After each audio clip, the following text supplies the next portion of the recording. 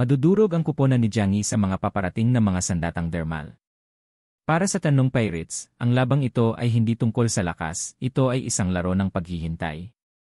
At ang mga piratang ito ay may walang hanggang tiyaga. Pero si Jiang Yi ay walang balak maghintay. Sa walang pag-aalinlangan, binuksan niya ang dalawang bagong dimensional na lagusan, nilamon ang pinakamalalakas na pag-atake ng mga pirata bago pa ito tumama. Alam niyang may limitasyon ang kanyang dimensional na enerhiya, pero kakailanganin ng buong arsenal ng mga armas para maabot ang puntong iyon. Pero may isang bagay na hindi tugma. Hindi sila makaatake mula sa loob ng kulungan, pero ang mga pag-atake ng mga pirata ay malayang lumalampas sa harang. Bakit? Ano ang nagtatakda ng hangganan? Mabilis na nag-isip si Jiang Yi, pinagdugtong-dugtong ang mga piraso ng palaisipan. At saka siya sumugal. Ginamit niya ang kanyang dimensional na espasyo upang tipunin ang mga bala at misail ng mga pirata. Pagkatapos, pinakawalan niya ang mga ito pabalik. Dahil dito, sumabog ang buong battlefield nang bumalik sa kanila ang mga bala at misail. Nagliparan ang mga katawan sa lakas ng mga pagsabog. Walang suot na proteksyon ang mga pirata. Sa isang iglap, dose-dose ng kalaban ang nabura gamit ang sarili nilang mga armas. Napuno ng liwanag ang mga mata ni Jiang Yi. Isang mabagal na ngiti ang gumuhit sa kanyang labi. Nalaman na niya ang sikreto ng kulungan. Sinuri niya ang di nakikitang bilangguan, maingat na tinest ang mga limitasyon nito. Unti-unti niyang naunawaan ang mga patakaran nito, lahat ng nasa loob noong nilikha ang kulungan ay hindi makalalabas, pero ang mga bagay mula sa labas ay malayang nakakapasok. Halimbawa, hindi sila makapapaputok palabas, tatalbog lang ang mga bala. Pero ang mga ataking mula sa labas, malayang makakapasok. Mabilis ding napansin ni Baili Changqing at ng iba pa ang pattern na ito. Pero kahit nalaman nila kung paano gumagana ang kulungan, may isang malaking problema pa rin, hindi nila alam kung paano lalabas. Kung titigil sa pag-atake ang kalaban at pipiliing hintayin na lang sila, o kung bigla nilang babaguhin ang diskarte, maaaring mapahamak ang buong koponan ni Jiang Yi. Naisip din ito ni Canute. Nang mapansin niyang ibinabalik lang ni Jiang Yi ang mga bala, agad niyang iniutos sa lahat ng pirata na itigil ang pagpapaputok. Pero kung iniisip niyang basta na lang maghihintay si Jiang Yi, nagkakamali siya ng malaki. Isang tusong ngiti ang lumitaw sa mukha ni Jiang Yi habang tinitingnan ang mga piratang nakapaligid sa kulungan. Alam niyang may isang tao sa kanila ang responsable sa pagpapanatili ng kulungan. At kung matutunton niya ito, mawawala ang harang sa isang iglap. Walang pag-aalinlangan, gumawa siya ng matapang na desisyon. Magbigay kayo ng espasyo, utos niya sa kanyang koponan. Kapag umabot ako sa 3, lumuhod kayo. Walang ideya ang kanyang mga kasamahan kung ano ang plano niya, pero bilang kanilang kapitan, lubos ang tiwala nila sa kanya. Wala ni isa ang nagduda. Habang binibilang niya, binuksan niya ang dimensional na lagusan patungo sa kanyang pribadong arsenal. Sa dalawa, nagsimulang lumitaw ang mga dambuhalang metal na tangke mula sa portal. At nang dumating ang 3, sabay-sabay lumuhod ang kanyang koponan. Sa eksaktong sandaling iyon, 500 kanyon ang lumitaw, nakatutok sa lahat ng direksyon. Yumanig ang buong labanan nang sabay-sabay pumutok ang lahat ng kanyon. Nagliparan ang mga eksplosibong bala, sumabog sa bawat sulok ng battlefield. Walang sinuman ang nakapaghanda sa ganitong eksena. Kakaibang nilalang na ngayon si Jiang Yi, isa na siyang naglalakad na kuta ng digmaan. Masyadong kampante ang mga pirata. Nasa loob lamang sila ng 200 metro mula sa hawla, iniisip na ligtas sila. Ngunit ngayon, bigla silang napasok sa mismong sentro ng pagbagsak ng mga bala. Nagpaulan ng nagbabagang bala ng kanyon, isang delubyo ng pagkawasak ang bumalot sa gitna ng labanan. Nagkalasog-lasog ang mga katawan, ang dugo at pira-pirasong laman ay nagkalat sa ere na parang paputok sa himpapawid. Napakabilis at napakalupit ng pag-atake, hindi man lang nagkaroon ng pagkakataong sumigaw ang mga pirata bago sila nalagas. Ngunit hindi lahat sa kanila ay walang kalaban-laban. Ang pinakamalalakas sa kanila ay agad na kumilos. Si Canute, nagbago ang kanyang katawan.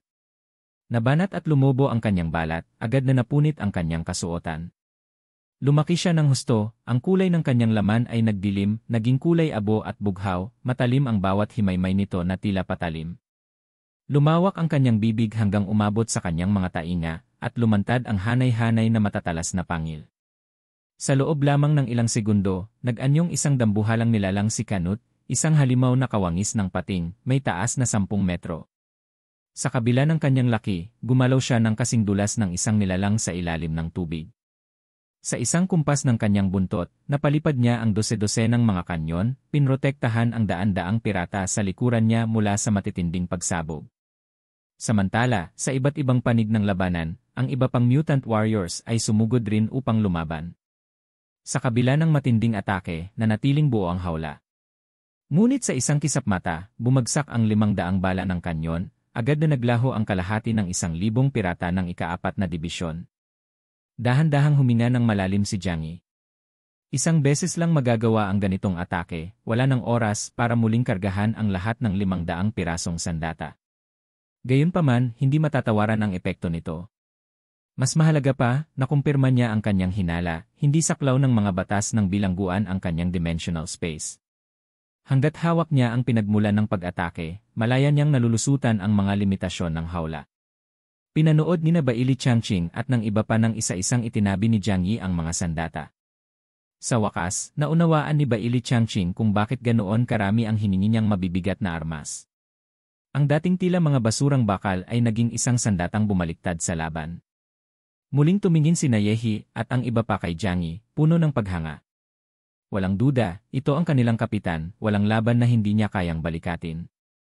Samantala, pinasadahan ni Canute ng tingin ang labanan, ang kanyang mga mata ay nagliliyab sa galit. Ukininam! Nakakalat ang mga katawan ng kanyang mga tauhan, ang iba'y patay, ang iba'y naghihinalo sa sakit. At ang may kagagawa ng lahat ng ito. Walang iba kundi si Jiang Yi. Nagsalubong ang matatalim na pangil ni Canute. Walang patawad. Ngunit sa kabila ng kanyang galit, pinigilan niya ang sarili. Masyadong delikado ang kapangyarihan ni Jiang Yi. Alam niyang isang maling galaw lang, maaaring baliktarin ni Jiang Yi ang kanyang atake, at ibalik ito sa kanya ng mas matindi pa. Hindi ito laban na dapat suungin ng padalos-dalos. Sinuri ni Jiang Yi ang sitwasyon. Kahit pinulbos na niya ang kalahati ng mga pirata, hindi pa rin naglaho ang hawla. Isa lang ang ibig sabihin nito, buhay pa rin ang nagtatag ng harang. Muling bumaling ang kanyang tingin kay Canute. Pinoprotektahan niya ang may gawa nito, sigurado ako. Sa kabila ng pagkakakulong, hindi siya natinag. Hanggat wala pang paraan ang kalaban na tunay silang saktan, wala siyang dahilan upang mataranta. Ngunit may nagbago. Biglang lumitaw ang isang babala sa kanyang tactical watch. Narinig niya ang boses ni Gao Changkong, matulis at puno ng pangamba. Kios! May mali. Huwag kayong mag-focus sa pagpalibot sa mga pirata. Iyan ay bitag. Nanlaki ang mga mata ni Jiang Yi. Isang malamig na kilabot ang gumapang sa kanyang katawan. Ano ang ibig sabihin nito?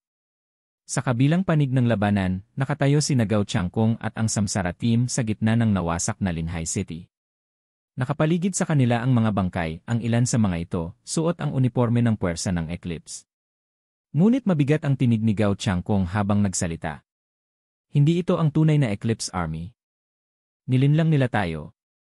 Bumilis ang takbo ng isip ni Jiang Yi. Kung hindi narito ang Eclipse Army, nasaan sila? At higit sa lahat, sino talaga ang target nila? Muli niyang narinig ang tinig ni Gao Changkong, nagmamadaling pinipilit siyang mag-isip. Kung hindi narito ang kalaban, saan sila pupunta? Sino ang pinakakinatatakutan nila?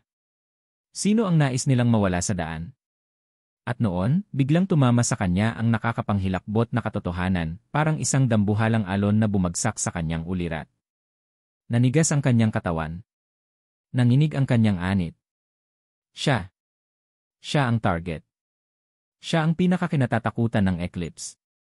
Siya lang ang may kakayahang pigilan ang hula ni Taikuchi Mayumi. Bago pa man siya makakilos, isang nakakabining sigaw ang pumunit sa ere. Ronin! Bakit kayo nagtatago? Ukininam! Lumabas kayo!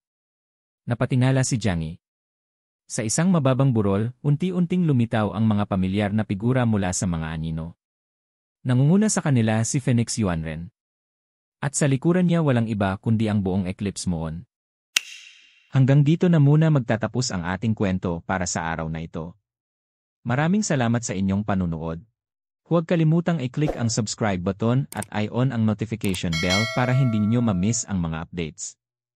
Babalik ako bukas para sa isa pang kapanapanabik na episode. Hanggang sa muli, ingat kayo at tandaan, ang lahat ng problema ay may solusyon, at wag mo nang paabutin pa sa Rafi Tulfo in action.